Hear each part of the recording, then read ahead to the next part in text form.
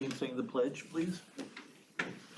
I pledge Allegiance to the flag of the United States of America and to the republic for which it stands, one nation, under God, indivisible, with liberty and justice for all. Thank you. Would you please take the roll? Certainly. Frost. Here. No. Here. Arwell. Here. Gorson. Here. Moons here. Sheng. Here. Thank you. Weisberg. Here. Good. We're all here tonight. Excellent. Do we have any correspondence this evening? I don't have any. No correspondence. Do we have any visitor statements? No visitor statements. Ooh, even better. You have Nick's presentation. We do. Okay. Well, good evening, everyone. This is my last presentation of the year, so sad, but last one, best one, am I right? No. Okay, so starting off with student government, it's a little more general for this month, because the first thing I want to talk about was this year's induction. So this was held, I think, last week, and I think it's a really great ceremony, and it's very symbolic just because it's really passing the torch on from this year's officers and student representatives to next year's. And a lot of parents come out just to watch the whole ceremony, and I think that's really important because I feel like, especially with my parents, they don't always get to see what I do inside the school. So when they do come out, they get to really see who all I'm working with for the entire year. And then the next thing I have is Spring Fling. Oh, sorry. Yeah, my phone. So Spring Fling is back this year. We actually had it last year. I think that was our first in-person event that we had. So it'll be outside in the fields once again. And we have volleyball, kickball, cricket, and ultimate frisbee this year. And presentations are going around. Each advisor missed it and shared that in the weekly email. So all the mentors are just kind of debriefing their freshmen on what is supposed to happen. And we have captain's packets, which kind of organize the whole team, get the jerseys in order. Those are due April 27th. And then the last thing for student government is the co-curricular fair. So I think that's just a huge success every single year, especially because we've been doing it consistently. So we're really able to build upon our experiences each year. And freshmen are truly the future of all student activities. So it's really important to get them excited and prepared when they come to Stevenson. Okay, next up we have Anti-Racism and Inclusivity Week. So this is our second annual themed week. And I think this year a really big improvement was having a bunch of solely equity-driven clubs host all the events this year. I think last year FMP and some other culture-creating clubs held some events, but this year it was exclusive to affinity groups and equity-driven clubs. So some of the events included Breaking Bread with Allies, so that was just a bunch of different cultural breads and lots of cultural discussions, and that was hosted by Diversity Council and Fire. And then we had, there was a movie playing, and then Dr. Haney led a discussion, and I think a lot of sports teams were involved, especially lacrosse. They were rocking the Anti-Racism and Inclusivity Week themed merch for a day, and then a lot of them are there having those discussions. So it's really great to have sports involved with this week as well. And then we also had a complimentary advisory activity. So that was led by the counselors. So they always come in on Wednesday, and we went through a little bingo activity that just went, that covered topics like civil rights activists and representative symbols in the media. Okay, the next thing is FMP, so they kind of had their own section of the co-curricular fair, so mentors could sign up to lead tours, and tours were delivered in all different languages and just really inclusive to all the incoming freshman families. And then they also had their mentor onboarding meeting, which I think is super important because FMP is truly a tradition-based program, and every FMP each year has to uphold certain standards. So really getting them prepared for next year is crucial to the club's success.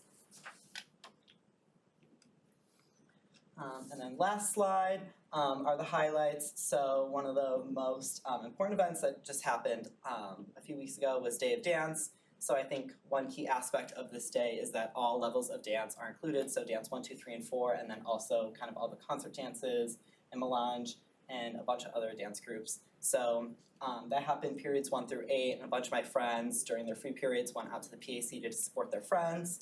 And then the next thing is the Stevenson Siler Fashion Show. So two of my friends, Abby and Izzy, have been working on this for months. And I think that really just speaks to how enriching all of our fine arts classes are. And I think there were over 50 student design outfits that were on the runway. And then this week we have Earth Week. So there are a bunch of different events hosted by Green Team. I think there's a vegan bake sale tomorrow, and then there's also a tree planting activity after school on Friday. So that's super exciting. And then there was also a tour of the greenhouse after school today, which I love the greenhouse. Miss O'Connor, my bio teacher last year during COVID, like let us have class up there all the time.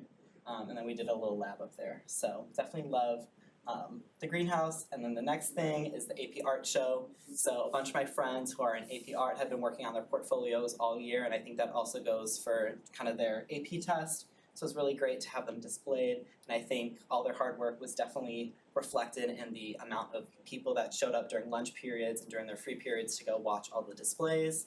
The last thing is just the picture on the left. Spanish Honor Society hosted a salsa night, and I think they're sponsored by Senora Antiera, who was my freshman Spanish teacher, and they just enjoyed some delicious salsa and chips, and then also danced on Friday. And then the last slide, drum roll. We're going to Boston College. Oh.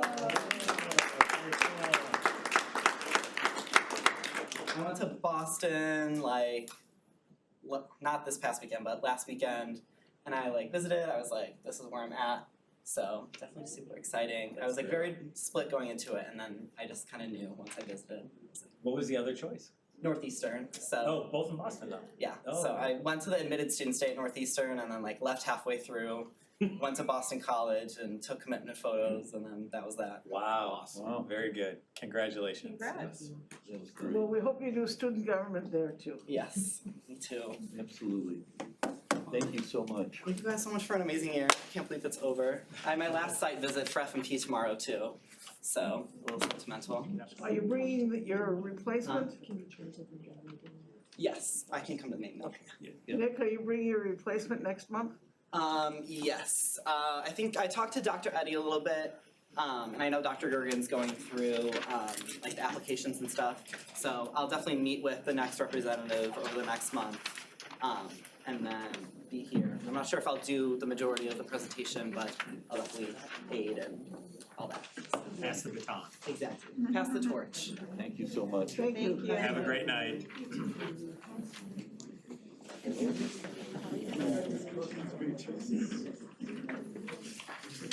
Such a great time.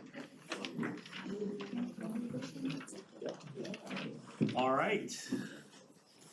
And that brings us to the next part of the meeting, which is our Ambassador Awards, which I assume is why everybody is here. So it's good to see all of you tonight.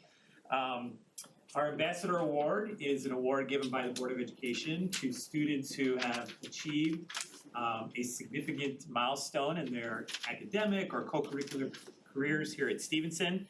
And tonight, we have a number of students who scored a perfect score on the ACT, which is a huge accomplishment. So we can't be any more excited and proud to recognize those students this evening. And to do that, we have our Director of Curriculum Instruction and Assessment, Mr. Mark Onischek, and our Board of Education President, Mr. Frost. So, Mr. Onischek, take it away. Thank you. So we had 17 perfect scores to present tonight. That's it? 17? Come on. We'll work harder.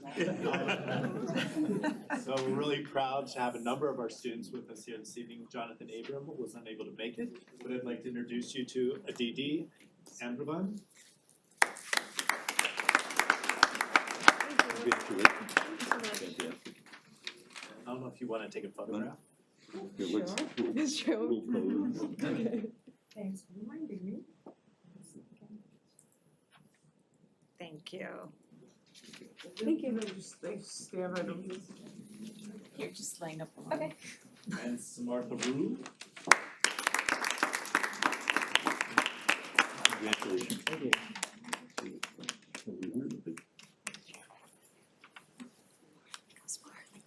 you. Thank you. Benjamin Chan. Congratulations.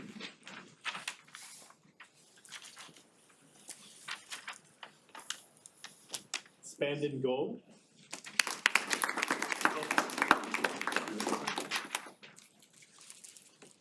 Congratulations. Are we taking a picture? Oh.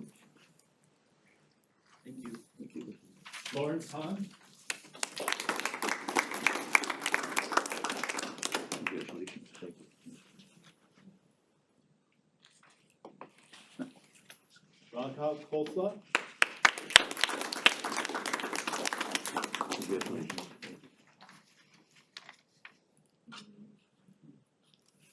Anish Nadella.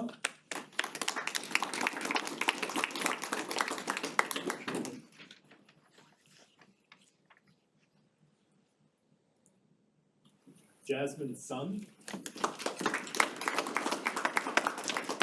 Congratulations. Oh, there's nobody here to take a photo. I'm gonna take one, Jasmine, come on. Okay. Thanks, Bob. Thanks, Salvador. Yash Vijay. Congratulations.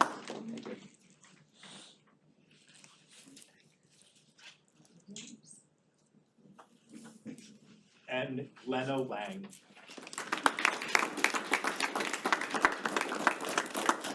Congratulations. Oh no, Christmas thing.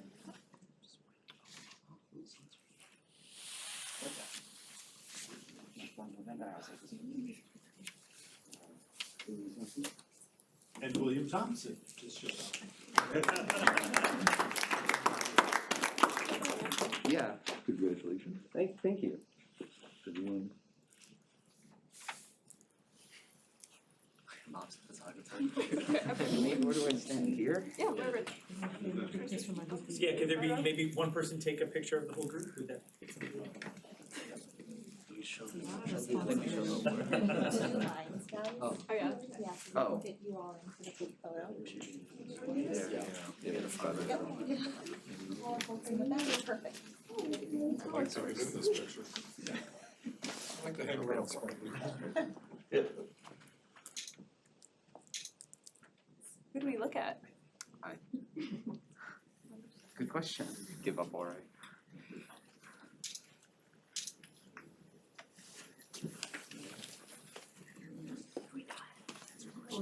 Congratulations.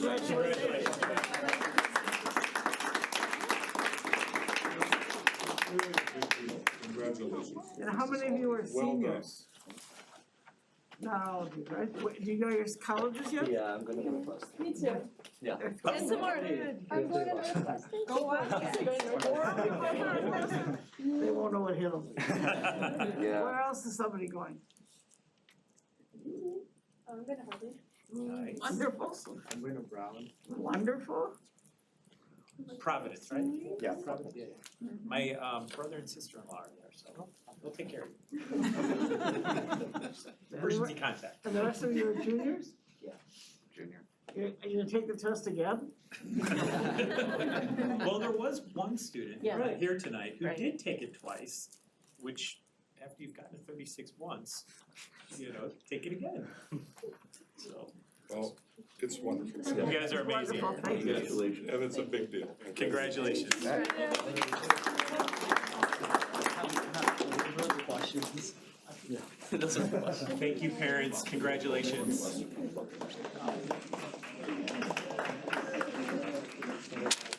Thank you. Good night. I don't.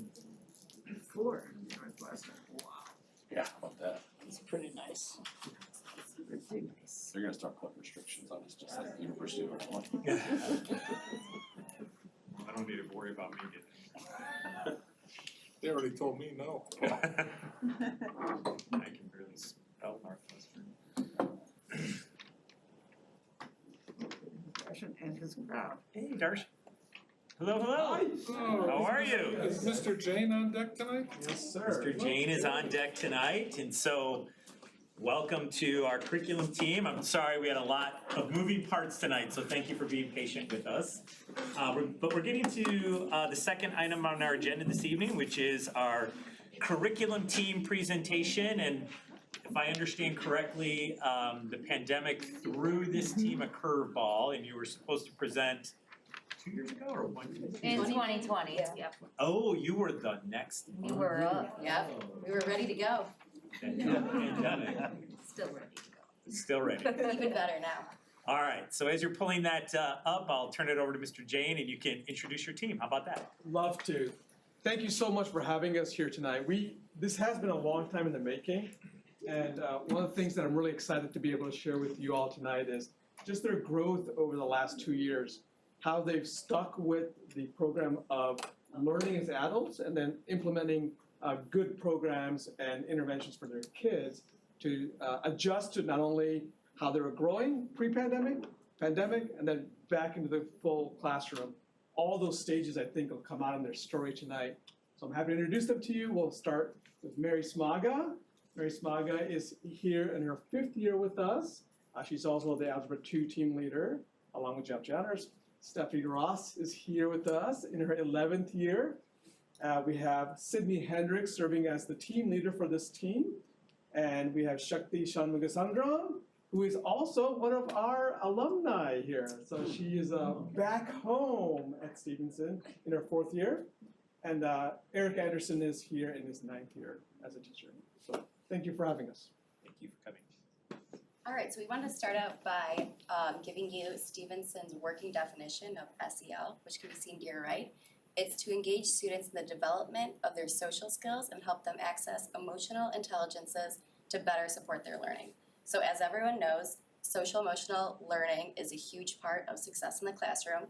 So during our time with Molly over the past 2-ish years, we've been able to explore the 5 CASEL competencies, which are self-management, self-awareness, social awareness, responsible decision-making, and relationship skills. And you might be like, why is there an arrow pointing to that? It's because with our work, we decided to dive deeper into developing relationship skills within our classroom because it's such an important concept, especially because the mathematics classroom is a highly collaborative environment. So as Eric mentioned, we actually started this work back in fall of 2019. So we are in a very unique position because we've been doing this for a while. So here's a brief timeline, but we'll talk you through it as we go through our presentation, bringing us from fall of 2019 up to right now.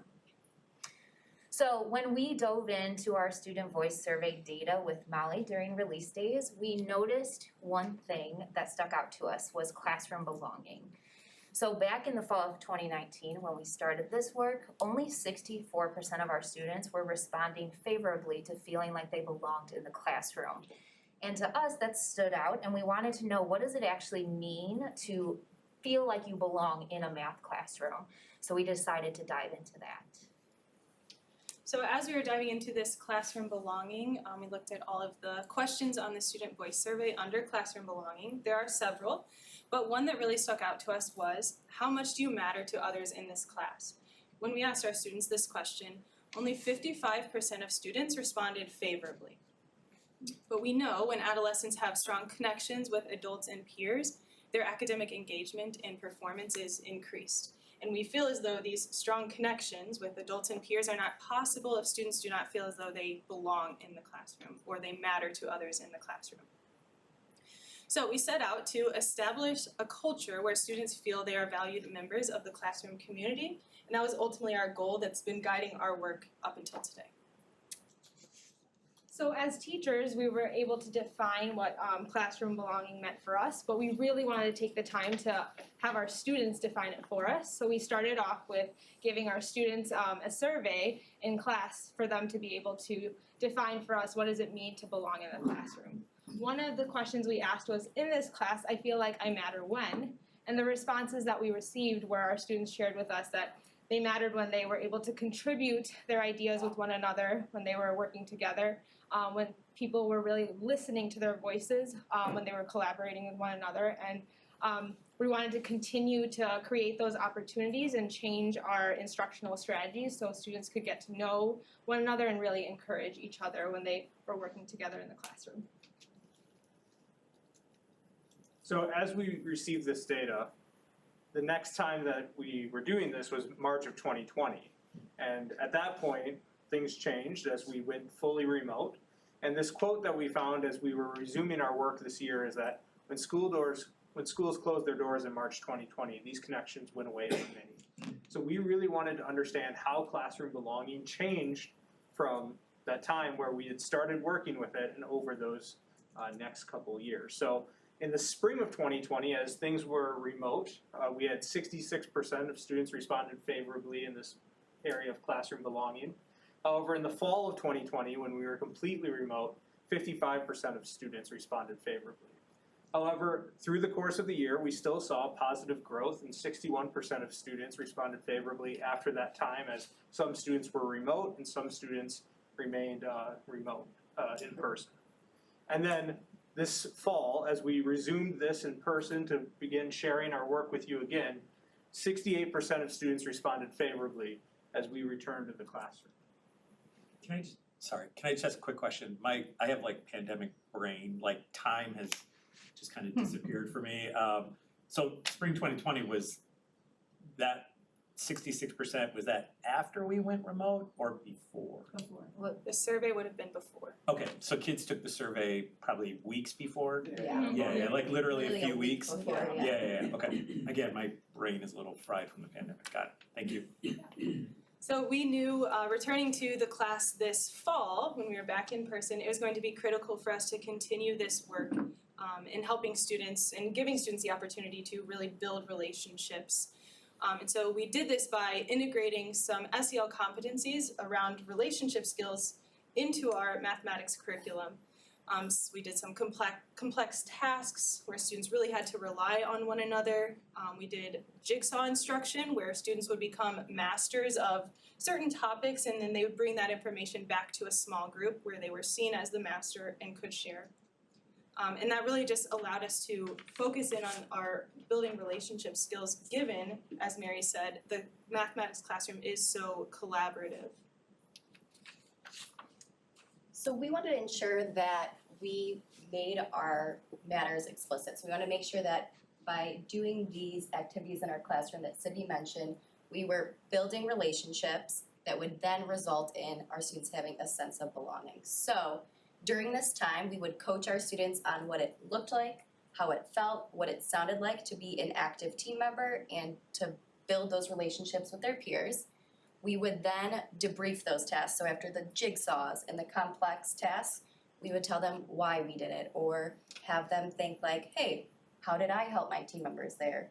What could I have done differently? Which then we provided feedback as teachers, and then peers gave each other feedback, and we debriefed on how was I an effective team member, and how did that make me feel within the classroom. So after all of that work, we are here in spring of 2022. So this was actually just given this semester. And 77% of our students responded favorably to classroom belonging, which we attribute a lot to the work that we've done throughout not only this year, but the past 2 years. We know, though, that our work is not done. We want to continue. We've seen the relationships bloom so much that we want to continue that work moving forward. So there's the CASEL competencies that Mary talked about, and we dove into what makes successful relationships. And through the Search Institute, they actually have a framework that's based off of what does it mean to have successful relationships. And it focuses on those 5 criteria. So our plan moving forward is to make sure that we're still providing those opportunities for students to reflect and give each other feedback, and also having more interdependence work. And that's it. We want to thank you so much for listening and having us here.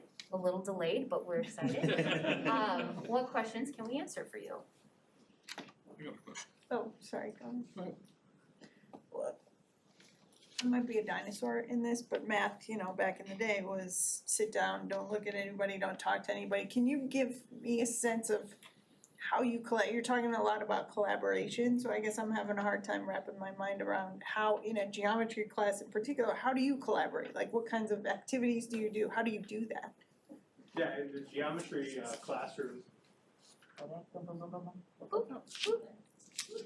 Yeah, so one of the tasks we talk about is tasks without information, where it really means they're not given the complete amount of information.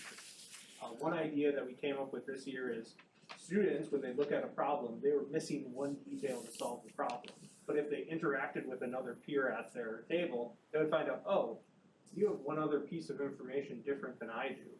And then they'd be like, wait, no, yeah, you have something else too. And then they'd start to see if they were working together, they'd be rewarded with more information than if they were just isolated. And that was just one example of how we incorporated collaboration inside of our instruction. Perfect, thank you. That was actually my question. Where'd you No. go? But just a little different than Mrs. No said it was, you want to be, you're striving for collaborative. But when I went to school, I'm asking the same question. When I went to school, if we wanted to learn geometry or trig, whatever it was, there was here's what you're trying to learn, and do you get, I don't know what a jigsaw puzzle would have to do with what I was trying to learn. I understand the collaborative nature of a jigsaw puzzle, or of any puzzle. But it's just unclear to me how, when you're tasked to understand, I don't know who to look at, Teresa. No, I mean, it's just unclear to me with something like math. That math never was in my world and I understand how in a collaborative environment you can learn more. Merv Roberts here used to always say teaching was the best form of learning. Exactly. And I drank the Kool-Aid. I agreed with him. But I just don't see it in math. Am I missing the boat? So I would say one of the things, we call it a jigsaw instruction activity. It's not actually a jigsaw puzzle. I didn't assume, but I meant. Oh, okay, because I was like, maybe I should explain. I still don't get it. But I think it's more like understanding that you're not the expert all of the time, and it's okay to need other people. So we create environments or tasks where students might feel like, I've got this, or they might not, and Right. providing the opportunities So in to that chat. spirit, Yeah. if I'm sitting here and I want to ask Johnny or Jane, whoever's sitting next to me, how do I do that? Is that okay to do? Yeah. We See, it might encourage be it. called that cheating. No, I'm serious. On an assessment, perhaps not. Yeah, Not but recommended. day-to-day class, we encourage it. And if they're not, we're upset. Yeah, Yes. and I think that's exactly it. Like one of the things that is a joy as I walk into classrooms throughout the year is the happy noise in math classrooms. Yeah, no, Right. that's all And it- feel good, but I mean, Well, but I think the noise that you're hearing is kids conjecturing. They're asking like, could this be possible? They're going through hypotheses like, when would this be possible? So all of those things about wondering about what is true and not true in these cases that are presented and designed, they have to really wrestle with what they've learned in an unseen and unfamiliar context to make new learning happen. okay, one last question.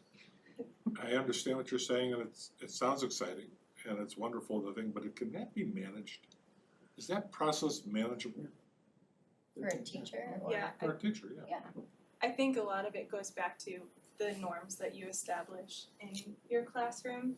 I think it's uncomfortable, certainly at first, for students and for teachers, because you kind of have to give up some control. But at the same time, you're giving the students the control, so there is still control in your classroom. You've just delegated that responsibility to the students. And it starts out very specific. I have to tell you exactly when to talk and how long to talk. But at this point in the year, I say, you are the captain, and they know exactly what that means. And that helps us manage these tasks. So they're responsive within those guidelines. So great. I am not a math expert. However, one of the things I do know is that what Amy and Dave are describing or wondering really does represent kind of the big split in mathematics education in the early 90s, mid 90s, right? And to this division's credit, the Stevenson mathematics division was really on the forefront, Dave, of taking on that idea of collaborative learning in mathematics so that it wasn't just an isolated activity, kind of the drill and skill approach, but Stevenson was one of the places that really kind of led the way nationally with other schools to really think differently about mathematics teaching and learning and make it a more collaborative experience. Why would other subject areas be collaborative in nature where we know learning is a social experience and not mathematics? And in fairness, I mean, that is still kind of a debate that's raging 25 years later, even when the data clearly shows that the teaching and learning, the mathematical tasks and practices that you guys are teaching, and you guys are all NCTM followers, right? Like, I mean, we're doing all that work. There's still debate out there about, you know, how should we be teaching math? And so I give this group a lot of credit because I do too. it would be very easy to. I'm just ignorant. Yeah, it would be very easy to kind of fall back onto old practices, but I don't want to speak for you, but I can't imagine we would ever go backwards, right? Kids learn. No. Yeah. It's just so great that this group in particular has led the way. One more question. Your no is interesting. Are you really that solid? Are you convinced, because this is your baby? You got your arms around something. Is this better than it was yesterday? Absolutely, 100%. I will tell you that having a previous life before education and knowing where our kids are headed into in terms of the marketplace, albeit that was 25 years ago, but knowing what industry would expect of learners, their ability to help kids manage social skills, to manage interrelationship skills, to manage even conflict in thought, those are strategies and skills that is priming at the math class to learn the math, but also to engage as learners, and then to carry it on into the workplace. I'm convinced that the work of this group, the work of the division, and how we're engaging kids in mathematics is the right way. So I have two questions. I say let's go get a beer. Thank you. I have two questions.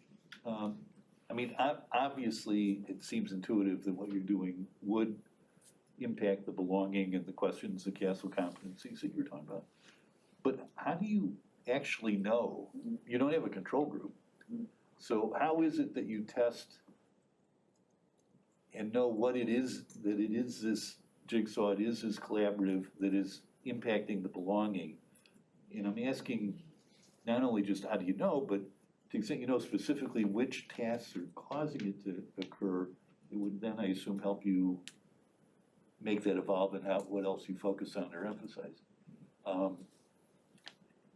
I mean, aside from feeling good and intuitively thinking it's got to be helping, is there any way of measuring this? So I think one of the things that I go back to, because I do think like we have a whole different group of students each year. So when we look, I forget where it was, Eric's slide, there we go. When we look here, like we think about these two students are the same students. Or from fall of 2020, or sorry, no, spring of 2021 to fall, no, that's not right either. It was my slide. Yeah. Just kidding. This one, yay, okay. So fall to spring is the same students, so although we can't look too much at the whole picture, we have incorporated things and we just ask constantly for student feedback. Gotcha. So giving students a voice, I think, is one of the strengths of what we chose to do, because we're constantly talking to our kids, getting feedback, just seeing how things are going in general, what can we improve on, stuff like that. So, and my second thank you. My second question is directly for, am I pronouncing it correctly, Sakti? Yeah. So you're an alumnus. Having grown up in this process, do you bring a different perspective? Do you see how this is you having any different reaction to this than others? That's a really good question. I was actually gonna talk when Dershan was talking about how, like, in this future industry, like, our students at Stevenson High School, like, when they walk out and they're understanding, like, how to collaborate and they're understanding how to critically think. Like, I would say, like, I was a student not too long ago, and I walked out having those same thoughts and being able to, like, walk into university or walk into a collaborative nature, or just, like, in a like college group that you have, like how do you interact and how do you talk to those people, and then how do you step up, be the leader, or understand how to like be like, okay, now it's your turn, now it's my turn. Those are the things that I even learned in Mr. James' classroom because he was my teacher. So I think that it does make such a big difference, and I think taking the time to have the students understand why it is important, because sometimes they don't see it in a math classroom. They're like, oh, like it's my problem right now, I'm gonna do it right now and I wanna get it right? But like really, like it should be like, I have 4 people around me, like how can I make sure everyone's here and everyone's learning together, and that when I do share, I'm also learning, right? So yeah, it definitely does make. So you do think that our students are graduating learning critical thinking skills? Yeah, 100%. And this class is one of the greatest classes for them to be able to learn those Excuse me, critical. what did you ask? That I find what she's saying fascinating and important. And one of the things that we talk about often, and we give lip service to, is critical thinking skills. And so I was curious if she thinks we're truly, because this is gonna come up in my graduation speech. We just wrote it. You gonna get them to write it for you, is that what you're saying? Let's say Yeah. we're truly teaching critical thinking in our school. Yeah, I would say like not only with the mathematics critical thinking, but also like just building relationship, like what does it mean to be like a social member of a community? Both of those critical thinking skills are being Yeah, but built the along. problem is she's so shy. It it doesn't count. These are you. She knows. It's also, I mean, part of the reality is too, like when kids step out of college into the real world, what is the expectation for how they're gonna work? Are they expected to work alone, in isolation, or are they be expected to work in collaboration, in groups? And the answer is, of course, they're gonna be expected to collaborate with others. So why not, learn how to collaborate in that way now so that it's not an on-the-job, experience, So I just think it's great what you guys are doing. So thank you so much for being here. We appreciate it. Thank you. Great job.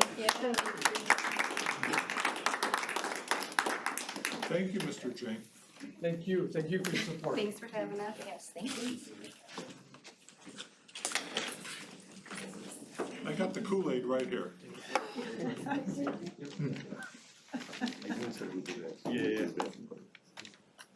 All right, so moving right along, the next item on the agenda is approval of our 3-year calendars for the 23-24, 24-25, 25-26 school year, and a revised calendar for the 2022-2023 school year. Can I have a motion? So moved. Second. Okay, and just a couple comments. The first is we are making a change to next year's calendar again, and it is with apologies that we do so. Carol will get this, and Jamie will get this up on the website as soon as possible. But we did get a lot of feedback and a lot of information this year. It seems like during the pandemic years, a lot more schools began taking the Friday before Thanksgiving, the Wednesday before Thanksgiving off. In the past, some did, some didn't. I think in the pandemic years, more and more schools chose to take that Wednesday off. This year, we did not, and we did get a lot of feedback that nearly every other school in Lake County and the area did, and that put a lot of our faculty and staff in a tough position of daycare and things like that. So we do want to make a revision to next year's calendar, take that Wednesday before Thanksgiving off, and in order to keep everything at the required number of days, we'll just push the last student attendance day to Friday, May 26th, which is our graduation day. However, we've had this happen in the past, and we will move all the events up for our seniors by about a day so they can get practice in and do all the things that they need to do to be able to get to the Sears Center and graduate on time. So that is for next year's calendar. And then as far as our 3-year calendars are concerned, we are following pretty much the same model as we have in the past, trying to keep our calendars as consistent as we can with our 3 feeder districts. So we work on these with 102, 103, District 96, and for the most part, we try to align the start of the school year, the breaks, and kind of the days off throughout the year. So we're bringing that tonight for your approval. Those 2 different calendar groups. Any questions for Dr. Twaddell? Thank you for finally taking a day off at Thanksgiving when my kids graduate. I appreciate it. Sorry, I couldn't resist. Okay. Would you please poll the board? Certainly, no. Aye. Arwell. I had a question actually. Go ahead. Oh, I was just gonna ask, what did we do about the religious holidays? Oh, the non-school days? Yeah. So that one is still kind of out there as a conundrum. We still have 2/3 of our community has those days as non-school days. So, we try to stay aligned with our 3 feeders. So District 96, District 102 still also have those days off. So for this next cycle, we still have those as non-school days, and then we're gonna try to see, if we can get the whole, consortium aligned. Because right now, they're still taking those days off as well. And I think the other, Eric and I have talked about it as well, there's still the combination of the teachers, and there's still a large percentage of the students who would be out on those days. That would be out on those days, or that we anticipate would be. But it's got on the calendar to continue evaluating, because the community is definitely changing. And it's an inexact science to determine, what exactly is the number of folks who would be out. Those are questions you can't necessarily ask, but we have a fairly good idea. And in the meantime, it would create some havoc not being on the same schedule as our feeder schools. I know 103, where you're at, it's in a little bit different boat. Yeah. So, This past Friday was different for both kids. Yeah, right. So, right. Exactly. Yeah. And so, again, with an even larger group of people, it would be, different as well. So our hope is that if we're gonna make any changes with those 3 days, that would be a consortium decision. So we're trying to work through that. But thank you for asking. It's a good question. So I'll call your name again. Arwell. Aye. Corson. Aye. Moons, aye. Shang. Aye. Thank you. Weisberg. Aye. Frost. Aye. Carries 100%. So the next item is our letters of intent. It's a first reading. And so we'll bring this back in May for a fuller summary. But in the meantime, feel free to read through the attachment. And if you have any questions, just let Mark know, or myself, and we'll be happy to answer those for you. The document that you see here will be slimmed down quite a bit. This is just our current brainstorming with the administrative team. We wanted to give you a chance to peruse through that if you were interested. If you're not, you're gonna get a slimmed down version at the May board meeting. Okay? You'll see personnel items there as well. The approval of the human resources report will be in the consent agenda.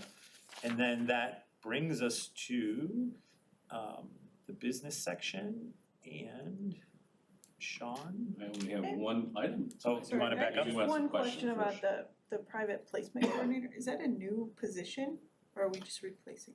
It is a I new, didn't hear her. What did the question was about our private placement coordinator. Oh.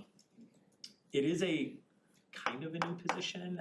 The old position was 10 months, but it really needs to be a 12-month position. It's a reshaping of the role. It's existed, it's just In a different tweaking it? way, shape, or form, Okay. right. But the responsibilities have just grown too much, so it's a good question. And that brings us to approval of door access panels. Yep, so I only have one item tonight. And I thought everybody was here for that. Did they all leave? You stop. Okay, sorry. As you know, back in 2012, we began the process of implementing a door access system to better provide safety and security for our building. It also helped eliminate the need for keys, many keys. The door access system has helped us not only provide a safe and secure environment for students and staff, but it's also been able to help us with investigative procedures as it tracks people going in and out of doors when they swipe in and out of certain areas or try to get into certain areas. Unfortunately, like all technology, it becomes outdated and gets its end of useful life. These are the door access panels specifically fall into that category. The typical lifespan on these is about 5 to 7 years, so we're a little bit overdue, which is good. What complicates them this time is that the existing panels are actually obsolete. So as they're failing, we are we're trying to find ways to support those systems. Right now, we've been able to support them, but we are in need of replacing them and upgrading them to something that isn't obsolete, that has more parts available, the ability to swap in and out. It is not a cheap thing, but it is a necessary thing. The cost to replace these panels is $385,184.45. This includes not only the panels themselves, but the installation and the programming that goes along with this. One thing that's nice about the new panels is that they allow us the ability to connect more doors to each panel. And this time the doors can be connected both wirelessly or as a hardwired door. So our external doors are all hardwired, but our internal doors are all wireless. How many panels are there, Sean? 87, I believe. So 10 to 15, 20 doors a panel? Correct, yep. And you're replacing them all at the same time? Correct. This is one of those, because of the need, we are gonna save, Siemens will take a couple for parts as we go through to kind of, This summer? Yep, correct. So tonight we are in fact asking the Board of Education to approve the door access panels that connect the door modules to the software program at a cost not to exceed $385,184.45. Have a motion, please. So moved. I'll second. I have a question. Sure. What is a door pin? So the door panels, think of it as like an electrical box. Is it the thing we swipe on? That is the actual door lock itself, Right. yes. So what is the panel? So those door locks actually connect back to a panel, like an electrical panel, that has the modules that Oh, so kind you're of not connect. talking about doing these doors? No, the doors themselves, There's those many more than locks, 80. correct, yeah. Those doors, the locks themselves are fine, it's the panels So that it's what those that connected talks to. to. You got it. It's the intermediary between that and the software. So the hip bone's connected to the joint? No, I'm serious. Where does something. that go next? Then it goes from that to the Secure software package, which is what we program every door and every user. So every user has their own access, every door has its own access. And we use, that's a Secure product from Siemens in Software House. Sean, is this, And have we been happy with the way our door panel system has worked? Actually, the door access panel has been lights out since day one. That's great. It has been, thankfully, we've never actually had to use it in a large setting like a lockdown. But we do have the ability to go into the Secure software and lock all the doors. So when we had the demonstration several months ago, we were able to lock all the doors and all the exterior doors in the matter of 2 seconds. There's also one other thing to keep in mind. It's important that these systems stay upgraded. Correct. Because of just for cybersecurity reasons. As the devices get more sophisticated, they become more secure in themselves. So they don't end up getting hacked when certain vulnerabilities are discovered in components that are used to actually build these systems. So staying current is a really important thing to do. That's a great point, Gary. so is this, I didn't realize, and this is my own fault, when we approved the doors, which I know was a really significant expense. Yeah. $3 million. Yeah. It was $3 million, wasn't it? Yeah. Yeah. So because this is a newer technology, is this also then gonna be replaced in another? It's all technology has a lifespan. I think the one thing that we'll make sure that we're on top of is that we can smooth this out so that it's not an all or nothing thing. We were under the impression that the two panels, the ones that we currently have and these newer ones, couldn't cohabitate on the same system, and that's not true. They actually can, so as we move forward, we'll probably massage the cycle a little bit so it's not a hit all at once, and that we can take care of some of the panels as we go. Hopefully, as you know, I would like to say as technology improves, the lifespan gets longer, but I'm not sure that's a true statement. Doesn't work like that. I don't think quite, I think that's wishful thinking. Sean, two more. Sure. 3 questions. First is, was this budgeted for? Yes. Second, is this gonna be done this summer? Yes. And then third, how does this, is this cost already baked into the new addition? Is Every this- time we do any kind of addition renovations, usually requires a new panel. And we build that into the cost of every door having a door lock, Okay. panel. So that's all that already stuff. paid for. Absolutely. Actually, I have 4 questions then. So there are still, Season. what's that? Nothing.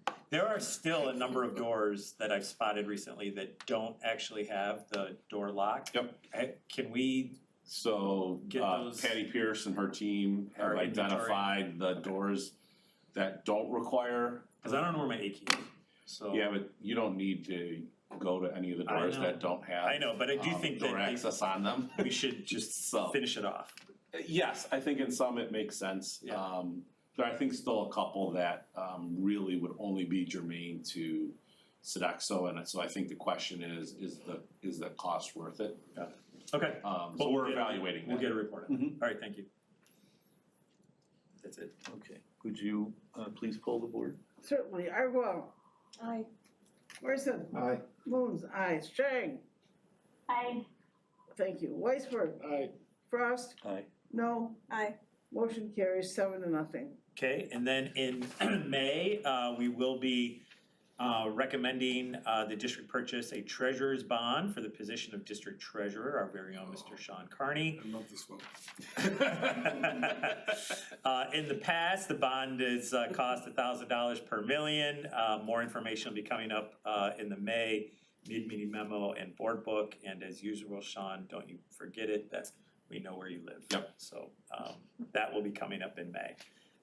And then IHSA membership is in the consent agenda and the FOIA requests. And there you go. So- Consent. I read those FOIA requests. They have not slowed. No, I know that.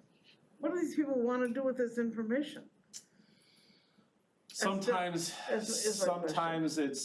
sometimes they'll tell me, they don't by law have to tell me. Usually it's, often it's tied to, a website that they're a part of and collecting data and sharing that data.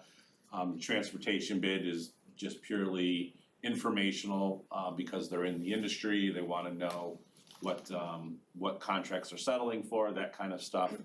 But I would say often it's related to something that they're involved with, whether it be a non-for-profit, they're in that business and they're just curious what other people are doing, but they do seem to be increasing more frequently. Can I have a motion to approve the consent agenda? So moved. Second. Any questions for Eric on the consent agenda? Would you please poll the board? Morrison, Aye. Moons, aye, Strang, Aye. Weisberg, Aye. Frost, Aye. no, Aye. Arwell, Aye. carries 7-0. Okay, and that brings us to the information report, just a couple quick items, and then we're happy to hear about anything that you guys would like to talk about. The first is that we are hoping to have a very brief organizational meeting on Tuesday, May 10th at 7:30. And normally we would do this at our May board meeting, but as we may have mentioned before, the May board meeting is gonna be a little bit hectic. It's gonna be in the West Auditorium, whatever that May date is, the 16th? May 16th. May 16th. And we're gonna be passing out over 100 ambassador awards. So come prepared It's your hand sanitizer. It's gonna be a long night, but it should be really exciting. We have, I think, 4 or 5 different groups at one state championships, over 100 kids. It's gonna be really cool. So it just might be a little bit clunky to do the reorganizational meeting at the beginning of that meeting. So can we count on at least 4 people to be in person that day? 1, 2, 3, 4. Gary, you can make it, okay? Maybe, all right. So at least 4, and anybody else can dial in virtually, that would be great. And then also just wanted to remind folks that graduation is on Friday, May 27th at the Sears Center. This year, only 1 ceremony, so very excited about that. Not 2 ceremonies. And then prior to that week, on Tuesday, May 24th. So we won't have the athletes? When you say 2 ceremonies? Well, last year we had 2 ceremonies at the Sears Center. Remember? We split the class. But what about we also have the Let's do separate the one for the special. If we're fortunate enough to need one. Okay, It depends but if that we don't know yet. they gotta win a state championship, so. Okay. Or compete. yeah. But we would love to see as many of you who can be here on Tuesday, May 24th. For our annual meeting to review administrative team members' performance. The meeting will begin at 5:30 in the district office and will last to approximately 2 a.m. And I'm sorry, did I say that out loud? I meant it would just be a couple hours. And our annual menu of yen-yens will be on the offering. So hopefully you can make that as well. And then we do have a document there that has important dates for the spring and summer this year. These are events that, all may, none must, some should attend, particularly our retirement 25-year and 10-year celebration on May 19th at the Marriott Lincolnshire. We've been on a COVID pause for the past couple of years. We're starting to get the COVID cobwebs out. And the first opportunity to really celebrate together is going to be May 19th. So we're looking forward to seeing as many of you there as you can. And there's some other dates in there. If you're at all interested, you can come and participate in. And then June 6th, Sean, is the Foundation Golf Outing. It is. And if any of you would like to play in that, you're more than welcome. So yes, let me know. Where did you say the next board meeting's gonna be? The next, May 10th, Yeah, where is it the gonna be? 15-minute meeting is right here. But where do you want the big meeting? That's gonna be May 16th, Where's that gonna be? the West Auditorium. West Auditorium. Just meet at the Patriot Lobby. Patriot Lobby, yeah. All right, that's all I have. Anybody else have anybody been to meetings, any committees they wanna share? Terry, the ELC is still going strong? The ELC is still going strong. They have a long-term lease on what's known as the ELC West, which is the building next door, which enhances our space for our transition students and the little factory that they run making stationery and candles. And it's given us more room, and we have had inquiries from several other school districts. Could they send their transition students to us? And there has to be a meeting with Megan and the superintendents on what we're gonna charge other districts to educate their transition students. But it's becoming, I don't wanna say a profit center. It isn't really a profit center, but it's becoming something that is becoming well-known in the community, thought of highly, and certainly a need. So I'm really proud that we're part of that. That's great, thank you. Mm-hmm. Eric, this is Faye. Hi, Faye. I have some news to share with everyone. Okay. Well, as you know, I work at Aon, a professional service company that provides solutions to many institutional investors such as pension funds, endowment foundations on a global basis. So as an internal promotion, I'm recently appointed to be the head of Wild Solutions of Aeon in China. So I'll be responsible to grow Aeon's business in Wild Solutions in China. And I'm very excited about this career opportunity. Wow, However, congratulations. Thank you. However, I'm very sad that I will not be able to serve on this board, as this job requires me to relocate to Shanghai, China.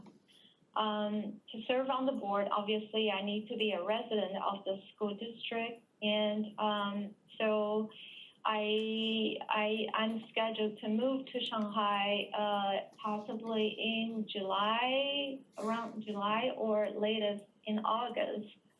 So to give the board some time for the transition and find the right replacement, I'm planning to resign from my board position in the coming weeks.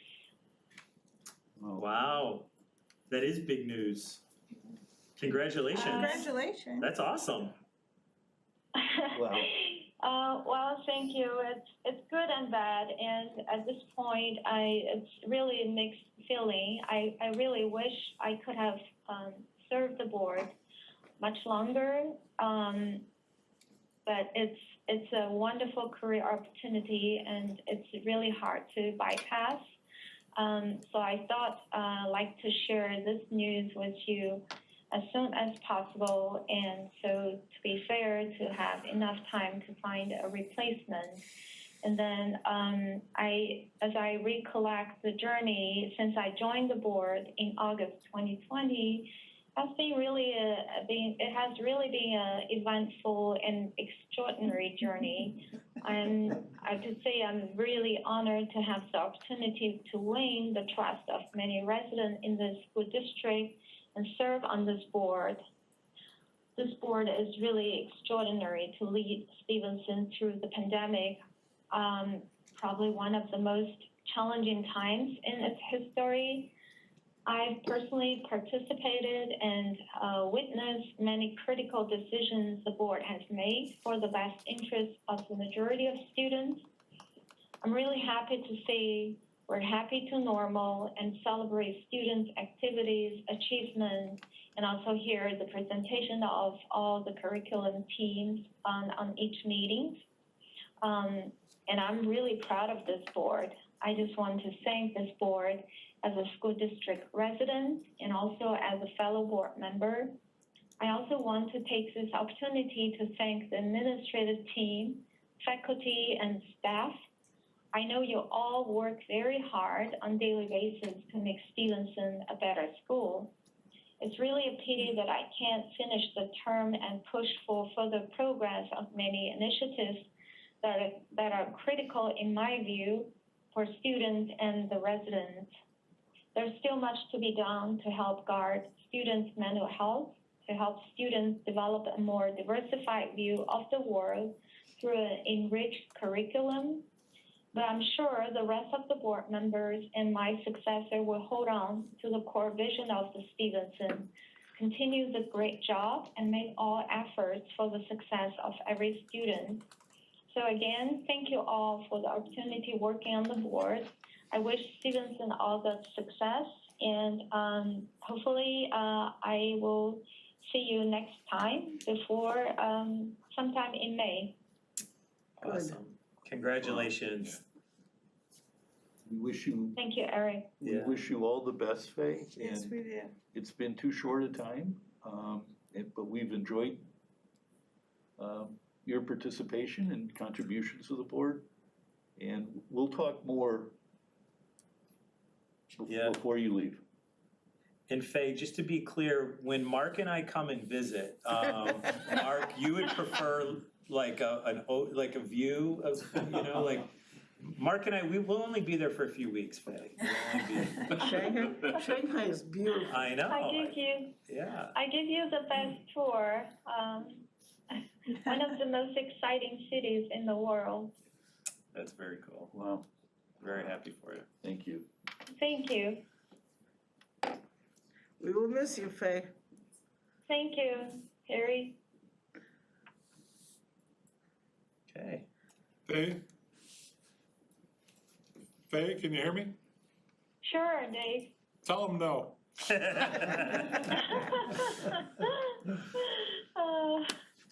great. Comments of me. That's great.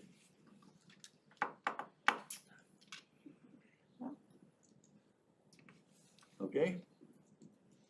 Anything else? Can I have, Should I share? Yeah. So I have similar news as Faye's. I don't know if I can follow that speech of hers, but I want to echo everything she's saying. But I took up a career opportunity about 6 months ago, which is based in North Carolina. And I've been working remote as the VP of Finance, Global CFO for the Wrangler jeans brand. And I've been wearing a lot of Wrangler. I have a lot of jeans in my closet now. But with return to office plans being announced starting next week, I will be traveling there more often, almost every week or every other week. So we were planning on moving, but the housing market is so crazy that we can't really find a house on time to bid and actually buy one, because things are selling on the same day above asking cash. So we've decided to do the travel thing for a year before we can find a house while I'm still there, and so on and so forth.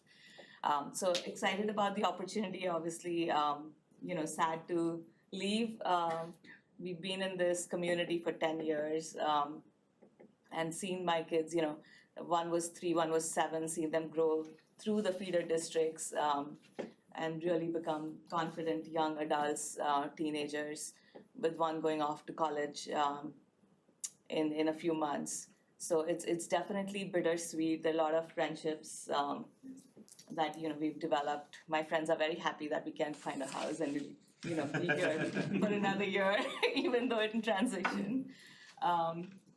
And definitely being on the board has been a very enriching experience. I've learned from each of the board members who bring such diverse skill sets,